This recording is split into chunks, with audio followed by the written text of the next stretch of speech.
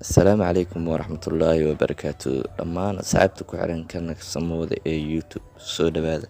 Calaamadahan aan kuu sheegi doono haddii aad ku aragto qofka xiriirka idinka dhexeeya si dhaqso ah waa inaad uga fogaataa. Haddii marka aad xanuunsantahay kusoo wacaynin uusan kusoo xiriirinaynin xaaladaada caafimaad korka la soconin waa inaad sida ugu dhaqsiyaha badan la isaga fogaataa. Haddii ay iyada ku dhacdo ama uu asiga ku mar badan ayaa ay daba yaacaya laakiin ma raba aniga ayaga la iga daba yaacayo kaas waa beentii sida ugu dhaqsiyaha badan la waa inaad isaga fogaataa.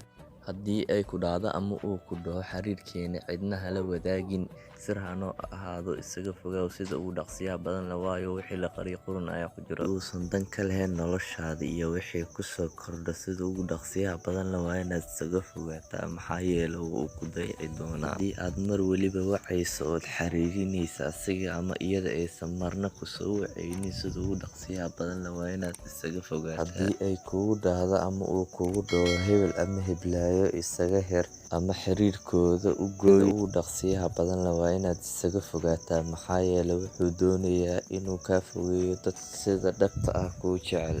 Haddii mar waliba uu kugu soo qaado saaxiibadiisii iyo xiriirkii hore uu la lahaa gabdhada ugu dhaqsiyaha badan la waa inaad isaga fogaataa.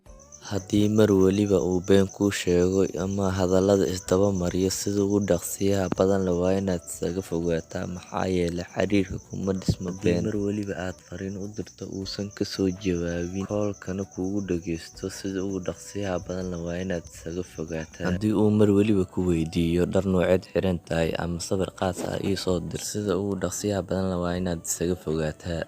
Fadlan haddii aad ka heshay fiidiyogan like saar lana wadaag asxaabtaada.